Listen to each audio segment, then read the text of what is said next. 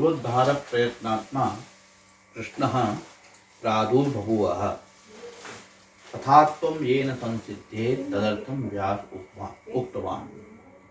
श्री भागवतं सर्वेषाम् अत्यन्तं सुखदायकं तस्यापि तत्त्वं येनैव सिद्धेत् इति विचार्य हि अग्निश्चकार तत्त्वादीपं भागवते महत् तच्चापि येन संसिद्धेत् व्याख्यानं तन्निरूप्यते।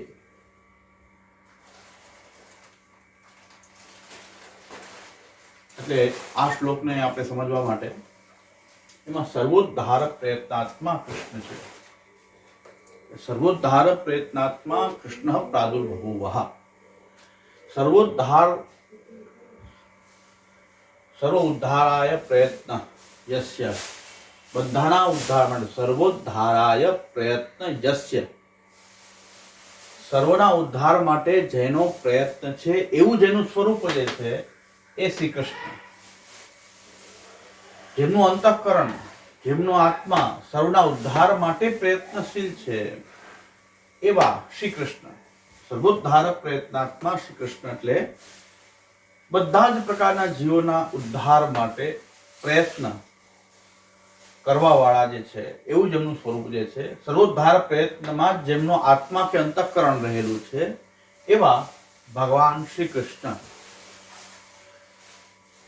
તો ભગવાન શ્રી કૃષ્ણ પરમ તત્વ રૂપે વાલ્લભ મતની અંદર પરમ બ્રહ્મ રૂપે શ્રી કૃષ્ણને માનવામાં આવે છે. વાલ્લભ મતમાં એ ભગવાન શ્રી કૃષ્ણ કેવા છે તો કહે છે કે સર્વોદ્ધાર પ્રયત્નાત્મા કૃષ્ણ પ્રાદુર્બભૂવઃ. સર્વોદ્ધાર પ્રયત્નાત્મા એ કૃષ્ણ ભૂતલ ઉપર અવતરિત થયા, પ્રકટ થયા, એનો હેતુ છે સર્વોદ્ધાર પ્રયત્નાત્મા, સર્વનો ઉદ્ધાર કરવો. કૃષ્ણાવતારની અંદર ભગવાન કૃષ્ણે ક્યાં ક્યાં જીવોનો ઉદ્ધાર કર્યો તો 3 કેટેગરી આપણે જોઈ શકીએ. સુસાધન જીવો, નિસ્સાધન જીવો અને દુષ્ટ સાધન જીવો. ભગવાને સર્વોદ્ધાર પ્રયત્નાત્મા છે એ કેવી રીતે સિદ્ધ થાય છે તો કૃષ્ણાવતારના ચરિત્રમાં જોઈએ તો સાધન કરી શકે એવા, જેને આત્મોદ્ધારના બધા જ સાધન ઉપલબ્ધ છે, કરી શકે છે, એનો પણ ઉદ્ધાર કરી શકે ભગવાન. જેમ કે ભીષ્મજી વગેરે આત્મોદ્ધારના બધા જ સાધનો જેમણે કરેલા છે, કરી શકે એમ છે એવા સુસાધન જીવો જેમ કે ભીષ્મજી વગેરે. નિસ્સાધન જીવો કે જે આત્મોદ્ધાર કરવાના કોઈ પણ સાધન એમની પાસે પ્રાપ્ત નથી, કરી શકે એમ નથી, જોડાઈ શકે એમ નથી, એવા નિસ્સાધન જીવો, બ્રજભક્તો, ગોપીજનો આદિ. અને દુષ્ટ સાધન જીવો કે જે પતનના કારણ છે એવા સાધન જેમના છે, જે નિસાધન કે સુસાધન નહીં પણ દુષ્ટ સાધન જીવો કે જે પોતાનો આત્માનું પતન થાય એવા દુષ્ટ સાધન કરનારા છે, જેનાથી આત્માની અવગતિ થાય, ઉન્નતિ ન થાય પણ અવગતિ થાય, એવા દુર્ગતિ થાય એવા સાધન જે કરી રહ્યા છે એવા આસુરી જીવો એ દુષ્ટ સાધન જીવો છે. પણ જ્યારે કૃષ્ણ ભૂતલ ઉપર પ્રાદુર્ભૂત થયા ત્યારે આ બધા જ જીવો જેને કોઈ પણ રીતે કૃષ્ણનો સંપર્ક થયો, કોઈ પણ રીતે કૃષ્ણનો જેને સંપર્ક થયો, સંબંધ થયો, કૃષ્ણ સાથે કોઈ પણ રીતે જોડાયા, એ બધાનો ભગવાને ઉદ્ધાર કર્યો. શ્રીમદ ભાગવત એમ કહે છે કે યામ યોગિનઃ સંસ્પૃહયંતિ સમ્યક. તો જે યોગીઓ પણ જે ગતિની અપેક્ષા રાખતા હોય તો એ ગતિ પણ ચૈત્ય શિશુપાલ જેવાને ભગવાને, તો ભગવાન એવી યોગથી પણ જે સિદ્ધિ પ્રાપ્ત થાય, ભગવાનનું સાયુજ્ય છે એવું સાયુજ્ય શિશુપાલ વગેરે, દંતવક્ર શિશુપાલ વગેરે દુષ્ટ જીવોને, આસુરી જીવોને પણ ભગવાને યોગીઓ જેવી ગતિ, પોતાના સાયુજ્યની મુક્તિની ગતિ ભગવાને આપી. તો દુષ્ટ સાધન જીવનો પણ ઉદ્ધાર. યામ યોગિનઃ સંસ્પૃહયંતિ સમ્યક. જે યોગીઓ જે ગતિની અપેક્ષા રાખતા હોય છે, સ્પૃહા રાખતા હોય છે, એવી ગતિ તો દુષ્ટ સાધન જીવને ભગવાને આપી. આવું સામર્થ્ય ધરાવનાર જોઈએ કૃષ્ણ ચરિત્ર જુઓ તો કૃષ્ણ ચરિત્ર જોવાથી ખબર પડે છે શ્રીમદ ભાગવત આદિમાં કે કૃષ્ણએ સુસાધન જીવનો પણ ઉદ્ધાર કર્યો છે, નિસાધનનો પણ કર્યો છે, દુષ્ટ સાધનનો પણ, બધાને ઉત્તમ ગતિ પ્રાપ્ત કરાવી છે. તો એટલે કૃષ્ણને કહેવાય છે સર્વોદ્ધાર પ્રયત્નાત્મા. કૃષ્ણ જ્યારે ભૂતલનું પ્રાદુર્ભૂત થાય છે ત્યારે જે કોઈ પણ રીતે, કોઈ પણ ભાવથી, ઉત્તમ ભાવથી કે ખરાબ ભાવથી કૃષ્ણ સાથે જોડાય એનો ઉદ્ધાર જ કરનારા છે. એટલે સર્વોદ્ધાર પ્રયત્નાત્મા કૃષ્ણ પ્રાદુર્બભૂવઃ. સર્વોદ્ધારનો પ્રયત્ન કરવા વાળા કૃષ્ણ જે છે ભૂતલ ઉપર પ્રકટ થયા. અને તથાત્વમ યેન સંસિદ્ધ્યેત. તથાત્વમ એટલે જેનાથી ભગવાનનો આ સર્વોદ્ધાર જે ભગવાને કર્યું છે એવું જે સિદ્ધ થાય એવું ચરિત્ર કૃષ્ણનું છે, એ જેનાથી સિદ્ધ થાય તદર્થમ વ્યાસ ઉક્તવાન. એવું વ્યાસજીએ ભાગવત કહેવા કે ભગવાને તો જયારે ઉદ્ધાર કર્યો દરેક જીવનો, સુસાધન નિસાધન દુષ્ટ સાધન સૌ જીવનો ઉદ્ધાર ભગવાને કર્યો, આગળ પણ જીવોનો ઉદ્ધાર થાય એટલા માટે વ્યાસજીએ ભાગવતની રચના કરી. અને જે સામર્થ્ય સર્વોદ્ધાર પ્રયત્નાત્મા જે કૃષ્ણ જે છે અવતાર કાળમાં શ્રી કૃષ્ણ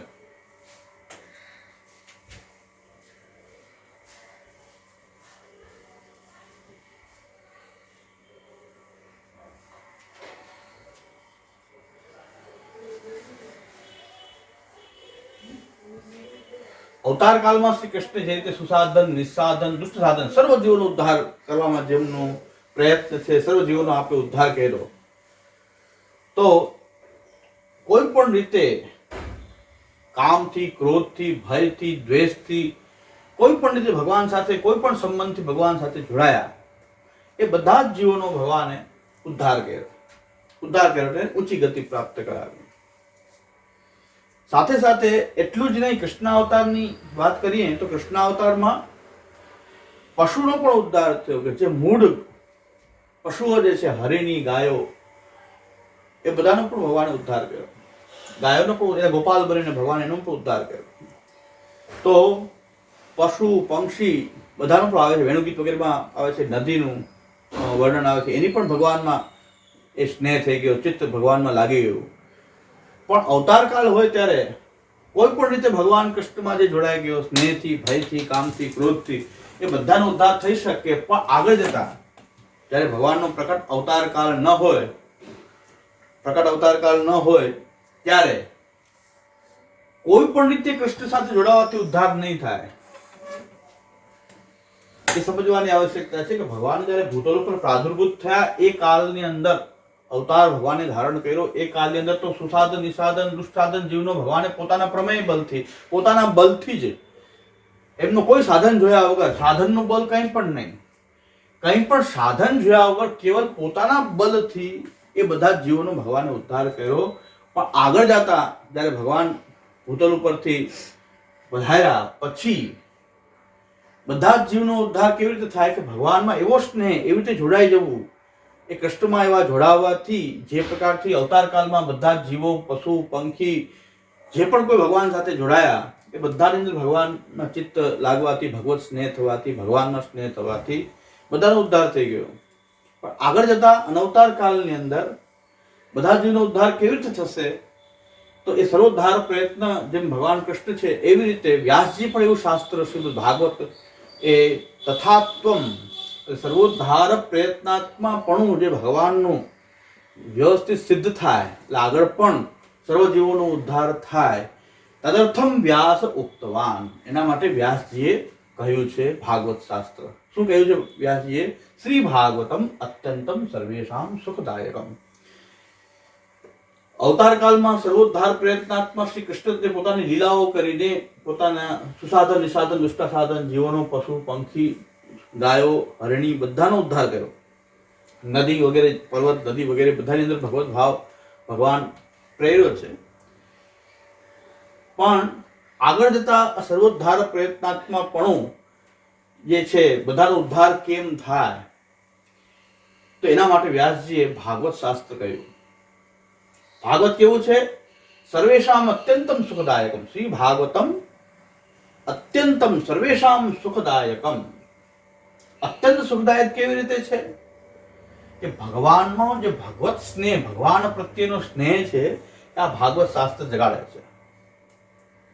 એટલે જે કોઈ ભાગવતનો આશ્રય કરે, જે ભાગવતનું શ્રવણ કીર્તન સ્મરણ શ્રવણ મનન નિધિધ્યાસન કરે એ બધાની અંદર ભગવત સ્નેહ જાગૃત થાય છે. સર્વમાં ભગવત સ્નેહ જગાડે છે ભાગવત. અને ભગવત સ્નેહ જગાડીને એ સર્વોદ્ધાર સામર્થ્ય ધરાવે છે, ભગવત સ્નેહ જગાડે છે અને ઉદ્ધાર કરે છે. આ રીતે સર્વોદ્ધાર સામર્થ્ય શ્રીમદ ભાગવતનું પણ રહેલું. પણ ફરક છે ત્યાં દુષ્ટ સાધન નિસાધન સર્વ જીવનો ઉદ્ધાર, જેમ બધા જ જીવનો ઉદ્ધાર કૃષ્ણે કર્યો છે, અહીં અનવતાર કાળમાં પણ જે કોઈ જીવ કોઈ પણ વર્ણનો, કોઈ પણ આશ્રમનો કે વર્ણ બાહ્ય પણ કોઈ પણ જીવ એ ભગવાનમાં સ્નેહ ઈચ્છતો હોય તો ભાગવત દ્વારા ભગવત સ્નેહ જાગૃત કરાવવાનું સામર્થ્ય ભાગવતમાં રહેલું છે. અને એનું શ્રવણ મનન નિધિધ્યાસન દ્વારા એ ઉદ્ધારક છે. ત્યારે કૃષ્ણનું પોતાનું બળ છે, અહીં શ્રીમદ ભાગવતથી જીવનો ઉદ્ધાર થાય છે. એટલે ભાગવતને જાણવું આવશ્યક છે. ભાગવતના શબ્દાર્થના શ્રવણ મનન નિધિધ્યાસન કરવાની આવશ્યકતા છે. અનવતાર કાળમાં ઉદ્ધાર માટે શ્રવણ મનન નિધિધ્યાસન, ભાગવતના શબ્દાર્થનું શ્રવણ મનન નિધિધ્યાસન કરવાથી ઉદ્ધાર થાય છે. ઉદ્ધાર એટલે ભગવત સ્નેહ થવો, ભગવાનમાં સ્નેહ થવો. ભગવાનમાં સ્નેહ થવાથી એ ભગવાનની પ્રાપ્તિ થાય છે, ભગવત પ્રાપ્તિ થાય છે. તો ભગવાનમાં સ્નેહ જગાડનારું કોઈ શાસ્ત્ર હોય તો શ્રીમદ ભાગવત છે. પણ ભાગવતની પણ એક વિશેષતા એ છે કે ભાગવતના શબ્દાર્થનું બરાબર શ્રવણ મનન નિધિધ્યાસન કરવામાં આવે અને બે દોષ જે છે ભાગવતના અંદર, ભાગવત દ્વારા ઉદ્ધાર કરવો છે તો બે દોષ ન હોવા જોઈએ.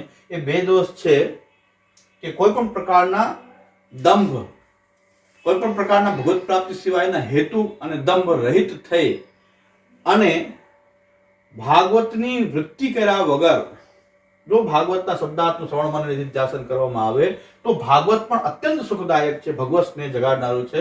અને એ પ્રકાર સર્વોદ્ધાર કરવાનું સામર્થ્ય સર્વ જીવોનો, વરના સુસાધન નિસાધન હોય બધા જ જીવોનો ઉદ્ધાર જે છે. અને પૂર્વમાં કોઈ દુષ્ટ સાધન હોય તો એને પણ ભાગવત દ્વારા ભગવત સ્નેહની જ્યારે કામના જાગૃત થાય, આસુરાવેશી હોય ને આસુરાવેશ દૂર થયા પછી દુષ્ટ સાધન પહેલા હોય, દુષ્ટ સાધન કરવાથી અનવતાર કાળમાં ઉદ્ધાર નહીં થાય, ભક્તિથી ઉદ્ધાર થશે, ભગવત સ્નેહથી ઉદ્ધાર થશે. પણ કોઈ પહેલા કોઈ દુષ્ટ વ્યક્તિ હોય, આસુરાવેશી હોય, પતિત હોય, એ પણ જો ભાગવતનો આશ્રય, ભગવત સ્નેહ કરવાની ઈચ્છા જાગૃત કરે અને ભગવત સ્નેહ માટે ભાગવતનો આશ્રય લે તો એનો પણ ઉદ્ધાર ભાગવત કરી શકે છે. કોઈ પણ પ્રકારનું સાધન કરવા સમર્થ ન હોય એ ભાગવતની શબ્દાર્થનું શ્રવણ મનન નિધિધ્યાસન કરે તો એનાથી પણ એનો ઉદ્ધાર થઈ જાય છે. તે જેના સાધન છે એને પણ ભાગવત ભગવત સ્નેહ સપ્લાય કરે છે. બધા સાધન સુસાધન હોય પણ ભગવત સ્નેહ ન હોય તો ભગવત સ્નેહ જે છે ભાગવત તમને આપશે. ભગવાનમાં સ્નેહ જે છે એ ભાગવત આપી રહે છે. તો સુસાધન જીવનો પણ ઉદ્ધાર કરે છે. નિસાધન જીવો છે, બીજા કોઈ સાધન કરી શકે નહીં, શાસ્ત્રીય સાધન આત્મોદ્ધારના કોઈ પણ ન કરે. એ કેવલ ભગવાનની લીલાઓનું ચિંતન શ્રવણ મનન નિધિધ્યાસન ભાગવત શાસ્ત્ર દ્વારા કરે તો એનો પણ ઉદ્ધારક ભાગવત છે. અને પૂર્વમાં કોઈ દુષ્ટ સાધન હોય, આસુરાવેશી હોય ને આસુરાવેશ નિવૃત્ત થાય અને એને ભગવત સ્નેહ મેળવવાની ઈચ્છા થાય, ભગવાનમાં પ્રાપ્તિ, ભગવત પ્રાપ્તિની ઈચ્છા થાય, ભક્તિની ઈચ્છા થાય તો એ પણ ભાગવતનો આશ્રય કરીને ભાગવત દ્વારા, શ્રીમદ ભાગવત દ્વારા એમનો પણ ઉદ્ધાર કરવાનું સામર્થ્ય ભાગવતમાં રહેલું છે. એટલે સર્વ પાપને શમન કરવાનું જે સામર્થ્ય છે શ્રીમદ ભાગવતમાં, ભગવત નામાત્મક હોવાથી જેવું કૃષ્ણનું સામર્થ્ય એવું જ શ્રી ભાગવતનું સામર્થ્ય છે. પણ અનવતાર કાળની અંદર અત્યંત સુખદાયક કેવી રીતે છે? ભગવત સ્નેહ જગાડે. જેને ભગવાનમાં સ્નેહ જોઈએ છે એના માટે ભાગવત છે. પહેલી વાર આજે ગમે તે લોકો ભાગવત વાંચવા માંડે છે, ગમે તે લોકો ભાગવતની કથા કહેવા માંડે છે અને ગમે તે હેતુથી ભાગવત કરવામાં આવે છે. ફંડ, ફાળા, પ્રસિદ્ધિ, દવાખાના બનાવવા, પશુ માટે ચારો એકત્ર કરવો, પરમાર્થના કાર્ય કરવા, વિવિધ પ્રકારના હેતુઓથી ભાગવત કરવામાં આવે છે. એને ભાગવત એ આજે ઉદ્ધાર જે ભાગવત કરે છે એ ભાગવતનું ઉદ્ધાર સામર્થ્ય ત્યાં પ્રકટ થતું નથી. શું કામ પ્રકટ નથી થતું? કારણ કે શ્રી આચાર્યચરણે સમજાવ્યું છે કે ભાગવત જો ભક્તિ માટે અને ભગવત સ્નેહ કરવા માટે ઉત્તમ, અત્યંત એ સુખદાયક છે. પણ એ જ્યારે કોઈ બીજા હેતુથી કરવામાં આવે છે ભાગવત, ત્યારે એ ભાગવત એ હેતુ તો સિદ્ધ કરી દે છે. કલ્પવૃક્ષ છે એ હેતુ તો સિદ્ધ કરી દે છે પણ ભગવત સ્નેહ જગાડતું નથી. આપણે સ્પષ્ટ દેખાય છે કે જે લોકો ફંડ, ફાળા, પિતૃ મોક્ષ એના માટે ભાગવતનો ઉપયોગ કરે છે ત્યાં ભગવત સ્નેહ કોઈને પ્રકટ થતો નથી. એ સ્પષ્ટ છે એકદમ. આપણે આખા અભ્યાસક્રમ દરમિયાન જે આધ્યાત્મિક, સ્પિરિચ્યુઅલ અને ડિવાઇન આદિદૈવિક અને આધ્યાત્મિક જે તત્વ જે છે એને આપણે લૌકિક રીતે ભૌતિક જસ્ટિફિકેશનથી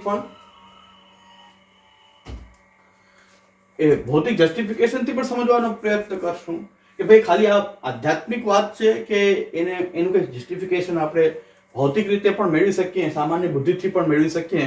તો એ રીતે પણ આપણે એ વસ્તુને સમજવા વારંવાર પ્રયત્ન કરશું. એટલે ભાગવત સ્નેહ ભાગવત નથી જગાડતું. જ્યારે બીજા કોઈ હેતુથી ભાગવત કરવામાં આવે છે, એટલે કે ભાગવતનું સર્વોદ્ધારક સામર્થ્ય જે છે ભાગવતનું, એ જે ભાગવત નિર્હેતુક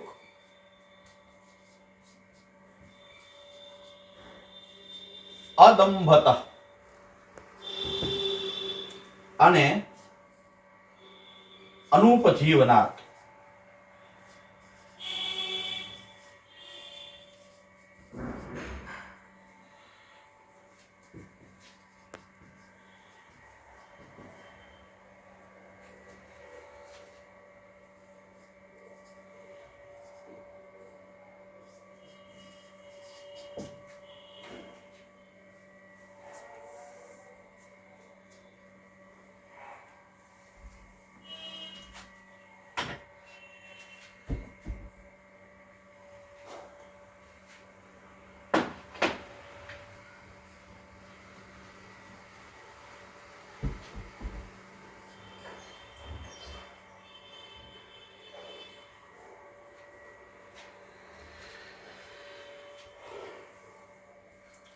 નિર્હેતુ ભાગવતનું શ્રવણ મનન શબ્દાર્થ, ભાગવતના શબ્દાર્થનું ભક્તિ સિવાય કે ભગવત સ્નેહ, આ ભાગવત જે છે એનું સર્વોદ્ધાર સામર્થ્ય જો ખરેખર ભાગવતમાંથી તમારે ઉદ્ધાર ઈચ્છવો હોય, ભગવત સ્નેહ પ્રાપ્ત કરવો હોય, તો આ નિર્હેતુ અદંભત અને અનુપજીવનાત, આ ભાગવતના અંદર આ સમજવાની આવશ્યકતા છે કે ભગવત સ્નેહ સિવાય બીજા કોઈ હેતુથી જ્યારે કરવામાં આવતું હોય તો એનું સર્વોદ્ધાર સામર્થ્ય જે છે, ભગવત સ્નેહ જગાડવાપણું છે, એ તિરોહિત થઈ જાય છે.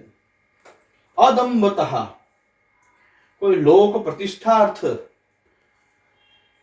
કોઈ દંભ દ્વારા પ્રતિષ્ઠા ફંડફાળા મેળવવા માટે વગેરે એવા હેતુથી ચર્ષાચર્ષી, ઈર્ષા વગેરે માત્સર્ય દોષોથી ગ્રસિત થઈને ભાગવત કરવામાં આવતું હોય તો ભાગવત છે એનું ઉદ્ધાર સામર્થ્ય ત્યાં પ્રકટ નહીં કરે. દંભ અને કોઈ હેતુ, જ્યારે બીજો કોઈ હેતુ ભગવત સ્નેહ સિવાય, ભગવાન સિવાય જ્યારે બીજો કોઈ હેતુ હોય તો ભાગવત છે એ હેતુની તો પૂર્તિ કરી દેશે. ફંડફાળા માટે તમે ભાગવત બેસાડો તો ફંડફાળો મળી જશે, આજીવિકા માટે તમે ભાગવત કર્યું તો આજીવિકા પ્રાપ્ત થઈ જશે. પણ ભગવાનમાં સ્નેહ કે જે ઉદ્ધાર છે, આપણો સર્વોદ્ધાર, એ સામર્થ્ય જે ભાગવતમાં રહેલું છે એ એમાં પ્રકટ નહીં થાય. એટલે ભાગવતનું શ્રવણ મનન નિધિધ્યાસન, એના શબ્દાર્થનું શ્રવણ મનન નિધિધ્યાસન, એટલે કે શ્રવણ કીર્તન સ્મરણ દ્વારા એ ઉદ્ધારક છે ભાગવત.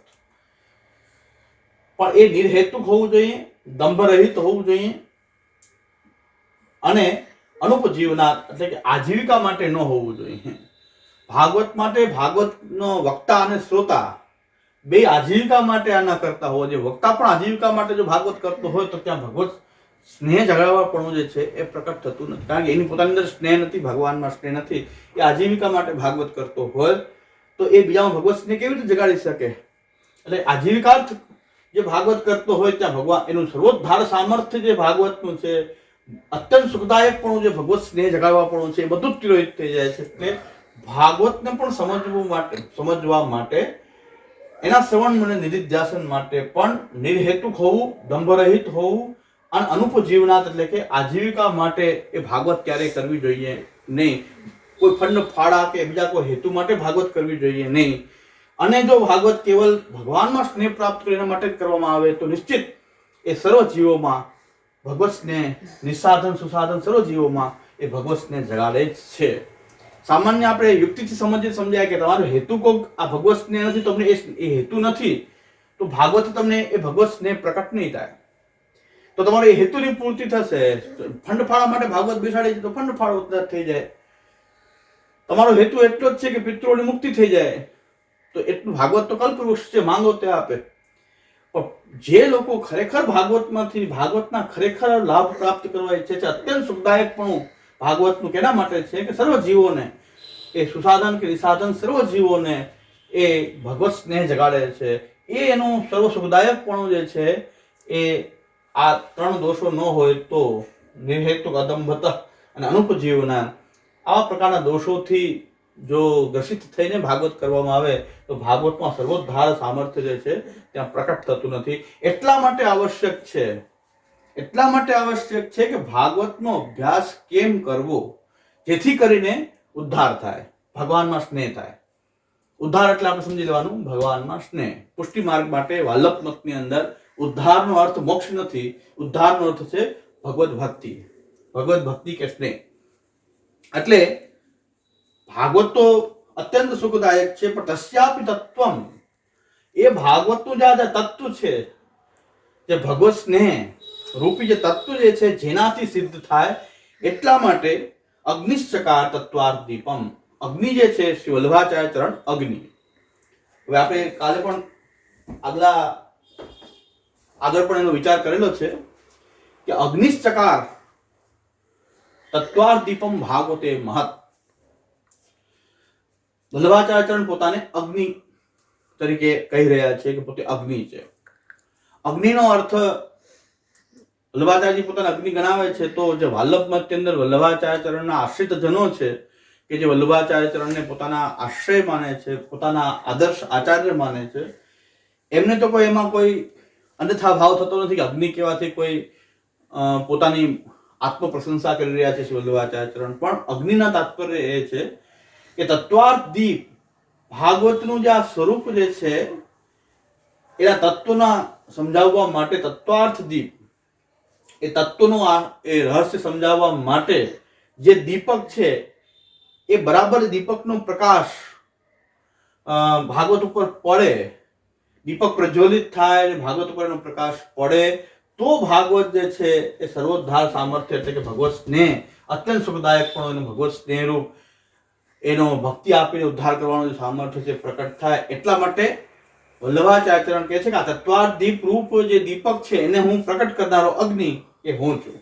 એમ આપણે સાદી ભૌતિક યુક્તિથી એવી રીતે સમજી શકીએ કે અગ્નિ કહેવાનું તાત્પર્ય એ છે કે તત્વાર્થ દીપ જે છે એ દીપને પ્રકટ કરવા માટે અગ્નિ જોઈએ. તો મહાપ્રભુજી એવો તત્વાર્થ દીપ આ નિબંધ લખ્યો છે કે જેથી કરીને ભાગવતનું શબ્દાર્થનું શ્રવણ મનન નિધિધ્યાસન સારી રીતે થઈ અને ભગવત સ્નેહ જગાડનારું આ શાસ્ત્ર છે એ સિદ્ધ થાય, અત્યંત સુખદાયકપણું એનું પ્રકટ થાય. એટલા માટે આ તત્વાર્થ દીપની શ્રી આચાર્ય ચરણે રચના કરી. બીજું એક તાત્પર્ય અગ્નિનું કે નયતિ લઈ જવું, ઉત્કૃષ્ટ પદમાં લઈ જવું, ભગવાન સુધી લઈ જવું. તો વલ્લભાચાર્યજી આચાર્યજી છે એમનો પ્રયત્ન એક જ છે, જ્યાં સર્વોદ્ધાર પ્રયત્નાત્મા જે કૃષ્ણ છે એ વલ્લભાચાર્યજી માટે કહેવામાં આવ્યું છે દૈવોદ્ધાર પ્રયત્નાત્મા. દૈવી જીવો, અમુક જીવો એવા છે કે જે સંસાર આસક્તિમાં જ રેચા જાય છે, એમને કોઈ ઉદ્ધારની કોઈ ચિંતા નથી. પણ કેટલાક જીવો સંસાર આસક્તિ તો છે, ભૂતલ ઉપર આવે છે, સંસારમાં આવે છે, છતાં પણ એમને ઈચ્છા છે કે એમનો ઉદ્ધાર કેમ થાય, એ દૈવી જીવ છે. બે આપણે જોઈએ છીએ ટેન્ડન્સી બે પ્રકારની, જે લોકોને ખાલી પોતાના આ સંસાર આસક્તિ, પોતાનું લૌકિક જીવન સારી રીતે ચાલે એમાં જ રસ છે. કેટલાક જીવો એનાથી સંતુષ્ટ નથી, એનાથી આગળ પોતાનો ઉદ્ધાર પણ ઈચ્છી રહ્યા છે. તો એ પ્રકારના જે દૈવી જીવો છે એમના ઉદ્ધારમાં જેમનો પ્રયત્ન છે, જેમનું અંતઃકરણ રહેલું છે, જેમનું સ્વરૂપ જે છે દૈવોદ્ધાર પ્રયત્નાત્મા શ્રી વલ્લભાચાર્યજી છે. એટલે વલ્લભાચાર્યજી જે છે દૈવોદ્ધાર પ્રયત્નાત્મા છે. આપણું હંમેશા આખું જીવન પર્યંત દૈવી જીવો કે જેનો ઉદ્ધાર કેમ થાય એમાં જ આપનો પ્રયત્ન નિરંતર રહ્યો છે. અને શાસ્ત્રનું આચયન કર્યું છે, એના માટે એમણે શાસ્ત્રનું આચયન કરી અને એમાંથી જે નવનીત કાઢવાનો પ્રયત્ન બધા આચાર્યો કર્યો છે, એમ આચાર્યચરણ પણ એક નવનીત કાઢીને આપ્યું છે. અને જે આચાર્યચરણ એ નવનીત આપ્યું છે, નવનીત એટલે માખણ, સાર, તત્વ, એ તત્વ જે શાસ્ત્રના આચયન દ્વારા આપવામાં આવ્યું છે એના માટે આવા ગ્રંથોની રચના. એમાંનો આ ગ્રંથ તત્વાદીપ નિબંધ શાસ્ત્રાર્થ પ્રકરણ છે. તો ગ્રંથ બધા વલ્લભાચાર્યજી માટે વલ્લભાખ્યાન એમ કીધું છે ગ્રંથ સર્વે રસરૂપ કીધા પોતાને સિદ્ધાંત. રસરૂપ ગ્રંથો પ્રકટ થયા કે જ્યાં ભગવાનનું વર્ણન, એમની કથાનું, લીલાનું જ્યાં વર્ણન છે અને દેવી જીવોનો ઉદ્ધાર થાય એવા સિદ્ધાંતો એ શ્રી વલ્લભાચાર્ય આપેલા હોવાથી ગ્રંથ સર્વે રસરૂપ કીધા પોતાને સિદ્ધાંત. આ સિદ્ધાંત પણ એવો છે કે દેવી જીવનો ઉદ્ધાર થાય. એક સિસ્ટમ પ્રકટ થઈ સંપ્રદાયની, જેથી કરીને દેવી જીવોનો ઉદ્ધાર થાય. એટલે ઉદ્ધાર કેવી રીતે? ભગવત સ્નેહ જાગૃત થાય ભગવાનમાં. એટલે પુષ્ટિ માર્ગની જે સાધના પ્રણાલી જે છે એમાં એન્ટ્રી કોને મેળવવી જોઈએ? કે જેને ભગવાનમાં સ્નેહ પ્રાપ્ત કરવાની ઈચ્છા છે. અને ભાગવતના પણ અધિકારી હકીકતમાં એ જ લોકો હોય છે કે ભગવાનમાં જેને સ્નેહ ઈચ્છે છે એ લોકો ભાગવતનું શ્રવણ મનન નિધિધ્યાસન કરે. આજે દુઃખદ વાત એ છે કે ભાગવતના નામે જે બ્રાહ્મણ કુલમાં જન્મેલા અને મોટા કથાકાર તરીકે જે ભાગવતને કારણે પ્રસિદ્ધ થયા, એ લોકોની ભાગવત પ્રત્યેની વફાદારી કેવી છે હમણાં આપણને જોવા મળી કે ભાગવતના મુખ્ય આરાધ્ય ભગવાન શ્રી કૃષ્ણ, ભગવાન શ્રી કૃષ્ણ જે છે એમના માટે એલફેલ કોઈ વક્તા, એ પણ બહુ મોટા વક્તા કહેવાય, એને એલફેલ શબ્દ કૃષ્ણ માટે પ્રયોગ કર્યા. કઈ વાંધો નહીં, કારણ કે એને પોતાને સ્વીકાર્યું કે મને કોઈ શાસ્ત્રનું જ્ઞાન નથી. ને આપણું દુર્ભાગ્ય છે કે શાસ્ત્રનું જેને જ્ઞાન નથી, મોટી મોટી ધર્મની પીઠ અને વ્યાસ બેસીને કથા કહેતા હોય છે. આપણું દુર્ભાગ્ય છે બધાનું કે પોતે એમ કહે છે કે મને શાસ્ત્રનું જ્ઞાન જ નથી. તો શાસ્ત્રનું જ્ઞાન નથી તો શાસ્ત્રનો ઉપદેશ તમે આપો છો કેવી રીતે? કેવી રીતે તમે એલિજિબલ છો? તમારી પાસે ડિગ્રી નથી, તમે કોઈ ભણ્યા નથી, તો તમે શા માટે એ કાર્ય તમે કરી શકો? પણ ભારતની અંદર ધર્મક્ષેત્રની અંદર આવું કોઈ પ્રતિબંધ કોઈને આપવામાં આવ્યો નથી. હકીકતમાં બીજા બધા ક્ષેત્રમાં તમે એ વસ્તુને જાણતા નથી, એ વસ્તુ ભણ્યા નથી, એ વસ્તુનું તમે અધ્યયન કર્યું નથી, જે વસ્તુ તમે નિષ્ણાંત નથી, એ વસ્તુનો તમે કેવી રીતે પ્રચાર કરી શકો, બોધ કરી શકો બીજાને? એટલે અંધાનું ગાંધવત, એક આંધળો બીજા આંધળાનું અનુસરણ કરે એવી રીતે આખો ગાડડિયો પ્રવાહ ધર્મના નામે શરૂ થઈ જાય છે. એટલે એવા જીવ તો એવા વક્તાએ તેમ કહી દીધું કે મને તો જ્ઞાન નથી શાસ્ત્રનું. પણ પોતાને બ્રાહ્મણ કુલમાં જન્મેલા હોવા છતાં ભાગવતના નામે જે પ્રસિદ્ધ થયા છે એની પ્રતિક્રિયા જોઈએ તો એ લોકો પણ એમ કહે છે કે બાપુ કંઈ પણ ખોટું બોલી શકે જ નહીં. એને કૃષ્ણમાં ભાગવતમાં વફાદારી નથી, પણ એ કથાકાર પ્રત્યે વફાદારી છે. એનો મતલબ સ્પષ્ટ છે કે ભાગવતને સમજવા માટે આવા લોકો કે એની કથા કહેવા માટે હકીકતમાં શાસ્ત્ર દ્રષ્ટિએ પાત્રતા ધરાવતા જ નથી. કારણ કે એની વફાદારી આ કૃષ્ણ પ્રત્યે, ભાગવત પ્રત્યેની વફાદારી નથી. વફાદારી એમની કોઈ બીજા પ્રત્યે, એટલે કે ભાગવતનું અપમાન થાય ચાલે, ભાગવતના નાયક શ્રી કૃષ્ણનું અપમાન થાય તો ચાલે, પણ એ વક્તા જે સાચા છે એમ એવું સ્ટેટમેન્ટ વધારે ક્ષોભજનક, વધારે આઘાતજનક સ્ટેટમેન્ટ હતું કે કોઈ બ્રાહ્મણ અને એ પણ ભાગવત નામે પ્રસિદ્ધ થયેલો વ્યક્તિ એમ કહે અને ભગવાનની આવી ટીકાને પણ એ સહન કરી લે અને એમ કહે કે એ વ્યક્તિ ખોટું બોલી શકે જ નહીં, એનો બચાવ કરે, ત્યારે આપણને બહુ હાસ્યાસ્પદ છે અને બહુ દુઃખની વાત છે. એટલે ભાગવતનો જે અભ્યાસ થવો જોઈએ એની માટેની કોઈ રૂપરેખા જે આચાર્ય ચરણોએ આપી છે અને આપણી માટે બહુ આપણે સદનસીબ છીએ કે આચાર્ય આપણને પ્રાપ્ત થયા અને એમણે ભાગવતને કેવી રીતે ભાગવતનું સર્વોદ્ધારકપણું પ્રકટ થશે એની આખી સિસ્ટમ આપણને શાસ્ત્રા સર્વનિર્ણય ભાગવતાર આખા તત્વાદીપ નિબંધથી આપી છે. આવો તત્વાદીપ નિબંધ કે જે પ્રકાશ ફેંકે છે, ભાગવતના તત્વો ઉપર પ્રકાશ ફેંકે છે, એની ઉદ્ધારકતા, ભગવતને જગાડવાપણું જે છે ભાગવતનું એના ઉપર પ્રકાશ ફેંકે છે અને એ પ્રકટ કરનાર અગ્નિ તો શ્રી વલ્લભાચાર્યજી છે. બીજું, જીવ જે છે શુદ્ધાદ્વૈત સાકાર બ્રહ્મવાદના મતમાં જીવ ભગવાનનો અંશ છે અને એ જીવ ભગવાનથી છૂટો પડવાને કારણે સંસાર આસક્ત બની જાય છે. હજારો જન્મોનું અંતર થવાથી એ સંસાર આસક્ત બન્યો છે. એ સંસાર આસક્ત બની ગયો છે જીવ અને ભગવાનને ભૂલી ગયો છે. જે ભગવાનનો એ અંશ છે એને ભૂલી જાય છે અને સંસારમાં એ આસક્ત થઈ જાય, સંસાર આસક્તિ થઈ જાય છે. સંસાર આસક્તિ થવાને કારણે એ ભગવાનને ભૂલી, ભગવાનને પાછું હું એનાથી દૂર થઈ ગયો છું એ પ્રકારનો ક્લેશ થવો જોઈએ, એને તાપ થવો જોઈએ, આરતી થવી જોઈએ. કોઈ વસ્તુ આપી હોય ને આપણે છૂટી જાય, લાખો રૂપિયા આપણી પાસે હોય અને આપણાથી એ બેગ ભૂલાઈ જાય તો કેટલો આપણને તાપ થાય કે મારી વસ્તુ ભૂલાઈ ગઈ, ક્યાંક ખોવાઈ ગઈ, ક્યાંક નાશ પામી, તો એનો તાપ થાય, દુઃખ થાય. એમ ભગવાન શ્રી કૃષ્ણના આપણે અંશ છીએ અને એ કૃષ્ણથી જ છૂટા પડી ગયા છીએ. જેમ કોઈ નાનું બાળક પોતાના માતા પિતાથી કોઈ ભીડમાં છૂટું પડી જાય અને રોવે, તલસે, કારણ કે એના મા બાપથી છૂટો પડી ગયો છે. એવા જીવ જે છે ભગવાન પરમ તત્વનો અંશ છે. પરમ તત્વ જે બ્રહ્મ જે છે એનો આ અંશ જીવ જે છે એ એને જ ભૂલી ગયો છે, બ્રહ્મને ભૂલી ગયો છે, કૃષ્ણને ભૂલી ગયો છે અને ભૂલી ગયો છે. જે સંસારમાં વારંવાર આવે છે, જે અમુક ક્ષણ પ્રાપ્ત થાય છે, દરેક સંસાર એને અમુક જન્મ પૂરતો પ્રાપ્ત થાય છે, એમાં એટલો બધો આસક્ત બની જાય છે, એના સુખ દુઃખમાં એટલો એ ગળાડૂબ થઈ જાય છે કે મૂળ જે પોતે ભગવાન કૃષ્ણનો અંશ છે એ ભૂલી જાય છે. અને ભગવાન કૃષ્ણથી હું છૂટો પડેલો છે, જેને દુઃખ થવું જોઈએ, એ વિરહ થવો જોઈએ, એ પણ એની અંદર થતો નથી.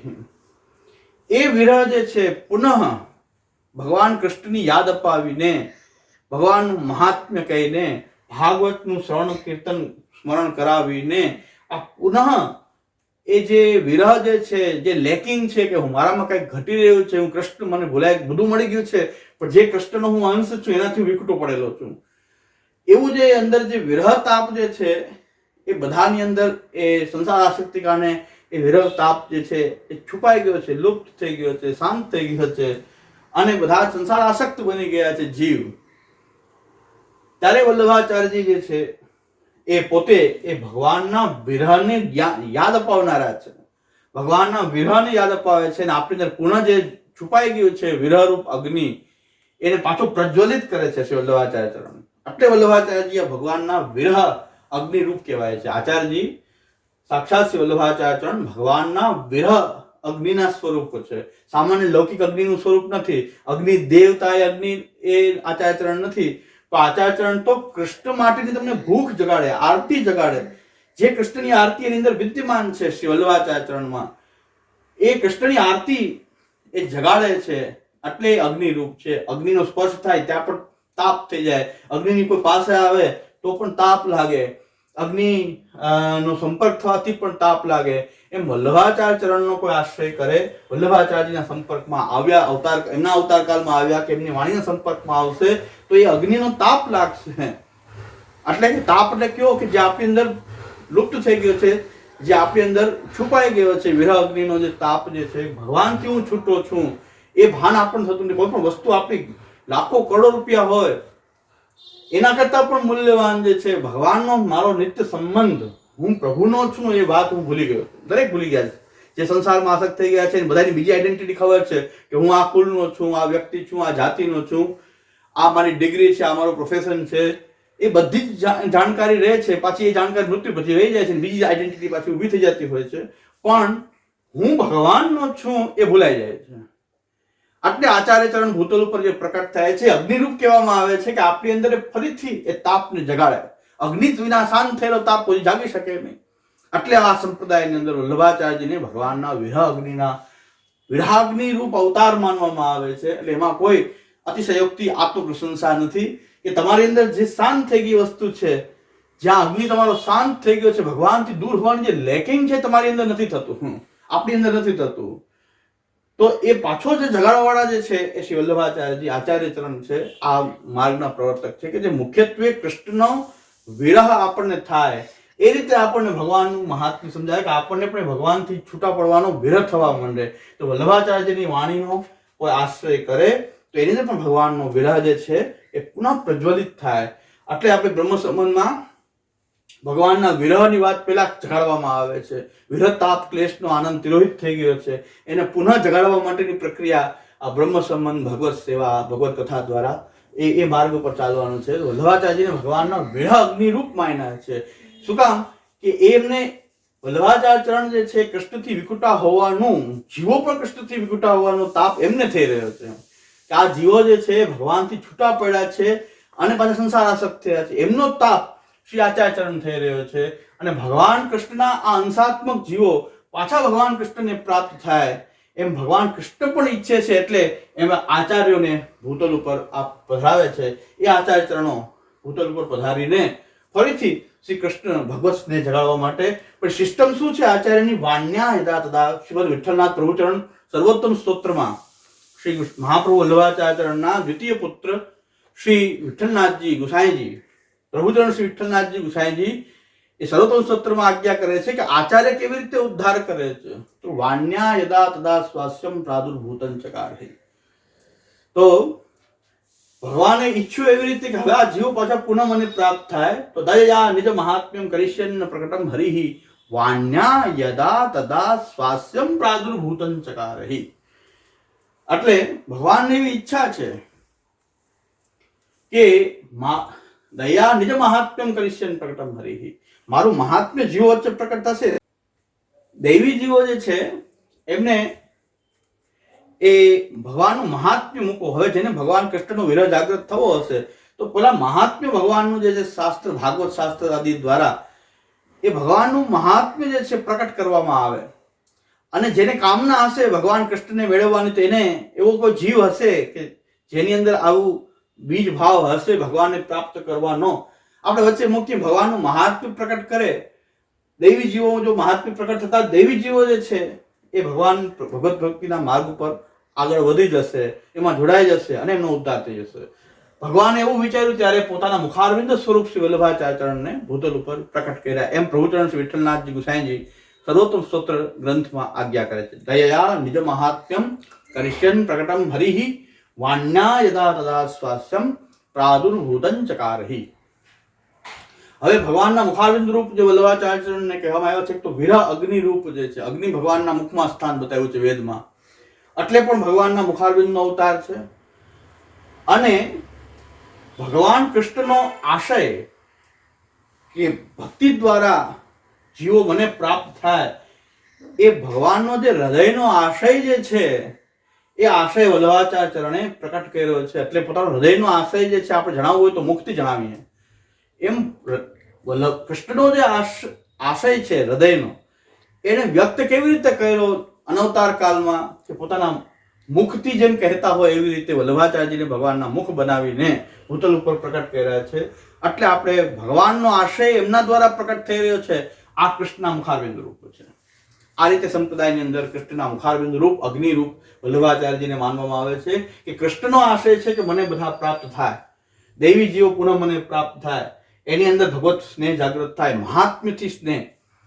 તો એવી રીતે આપ એમ દેવી જીવો વચ્ચે મહાત્મ્ય કંઈક પ્રકટ થાય મારું, અને એના દ્વારા જે ભગવાન કૃષ્ણને પામવાની યોગ્યતાવાળા જીવો હશે એ કૃષ્ણને પ્રાપ્ત થઈ જાય.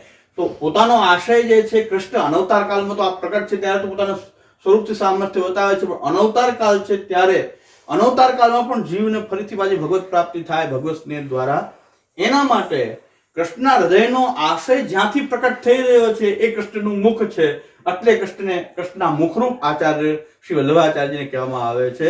આપ આદિદૈવિક રૂપે જોઈએ તો પણ સાક્ષાત કૃષ્ણના મુખારવિંદ છે. એમાં કોઈ આસ્તિકોને, વલ્લભાચાર્યજીના સેવકો, શિષ્યોને એમાં કોઈ શંકા હોતી નથી. પણ છતાં પણ કોઈ ભૌતિક રીતે કોઈ જસ્ટિફિકેશન માંગતા હોય તો આપણે એને સમજી શકાય કે ભાઈ આશય કૃષ્ણનો જે છે એ જેના દ્વારા પ્રકટ થઈ રહ્યો છે એવા મુખરૂપ ભગવાન વલ્લભાચાર્યજી જે છે એ ભગવાનના મુખરૂપ આચાર્ય છે. અને અગ્નિનો અર્થ પણ ભગવાનના વિરહરૂપ અગ્નિ જે છે એ જે પ્રજ્વલિત કરી શકે એવો પ્રજ્વલિત અગ્નિ જે છે એ વલ્લભાચાર્યજી કે વિરહ અગ્નિ રૂપ જે છે એ વલ્લભાચાર્યજી સંપ્રદાયમાં માનવામાં આવે છે.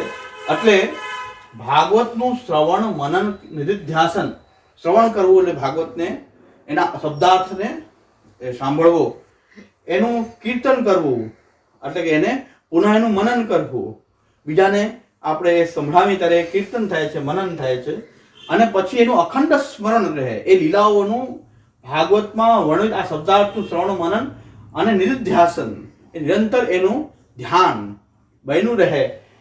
તો એવું અખંડ સ્મરણમાં જ્યારે શ્રવણ કીર્તન પરિણમે ત્યારે ભાગવત દ્વારા જીવનો ઉદ્ધાર એટલે કે ભગવત સ્નેહ, ભક્તિ એને પ્રાપ્ત થાય છે.